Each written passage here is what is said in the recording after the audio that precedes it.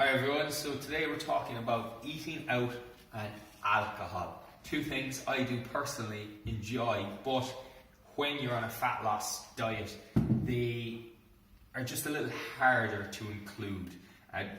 You may have to minimize the amount of times you drink and the amount of times, you eat out. So, number one is be informed. Alcoholic drinks have calories, so you can make better choices, and that's kind of going into number two already. That's a thing, that you can include a couple of alcoholic drinks in your diet as long as you've accounted for it. You say, right, I'm going to go out tonight and have 3 pints of Beamish. So that's 600 calories. What I'll do to make up for that extra 600 calories is I won't have as big a breakfast. I'll only have my protein source of breakfast. I'll leave the cereal off. And at lunch, instead of having a baked potato, I'll have an extra salad. So I've actually accounted for 500 calories there. I've only 100 then, and we'd say that's fair enough. The be informed also relates to the eating out. That thankfully in this day and age, lots of eateries have calories on their foods, so you can make informed choices. The likes of Nando's, the likes of Milano's, and of course the likes of Subway, McDonald's, Burger King, etc. all have their calories displayed, so you can make better choices.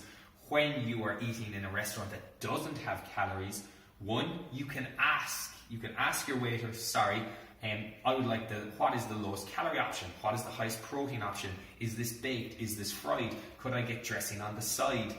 These questions you're able to ask them, and remember, in a nice restaurant, the waiter would only be delighted to help and give you extra help because it might mean he gets more of a tip. So do those things. I would always, though, going to skip down to 3, overestimate, because you don't know how it's cooked in essence. Chefs want to make food taste nice. They don't really care about the calorie content, so they're going to have added, usually, fats. Like when I eat out, I get a steak and veg.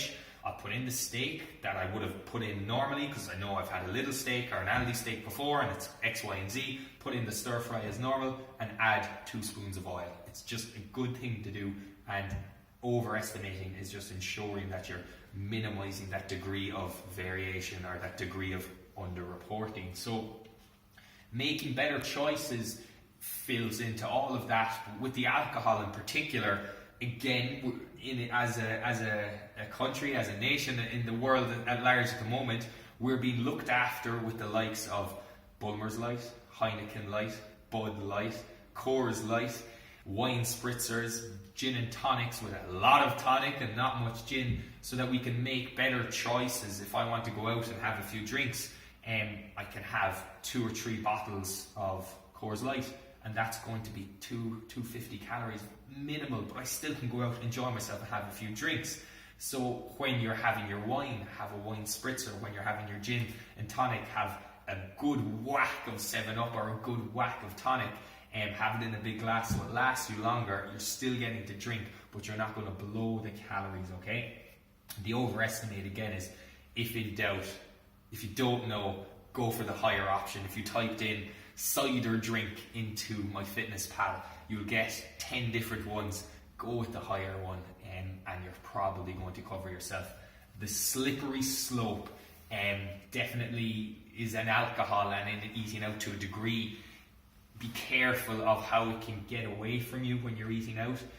I would go in and say, right, I can get the salad, the chicken Caesar salad for a starter. That's protein, that's good calories in terms of, it's going to be low in calorie. I can get the dressing on the side, the salad would fill me up, and then for my main, I'll have my steak and veg, and then I won't have the dessert. Let's say, I'll say, no, I won't have the starter, and I'll have the main, and the main didn't fill me up, and go on, I'll have the dessert now, and calories are gone over, and fuck it, sure, I'll have a cup of coffee as well, there's some biscuits with that, and will we go out and have a few pints now, and you're, just the kitchen sink went with it.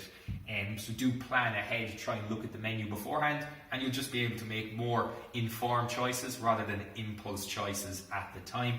And the same with the alcohol. If you go out and have a few pints, and if you have a few more pints, what's going to happen after that? Maybe the chipper. And that's another couple of thousand calories the next morning. You might be a bit hungover, you won't feel like training, you won't feel like doing much, and you say, oh, I'll have another takeaway, so I'm after ruining the diet. It's a slippery slope. If you can have your few drinks and just leave it at that and walk away, wake up fresh the next day, all is well with the world. You're on point with your diet and you've also had an enjoyable night. So do be careful, plan ahead and ensure that one thing isn't leading to the other and the kitchen sink goes out the window. Alright?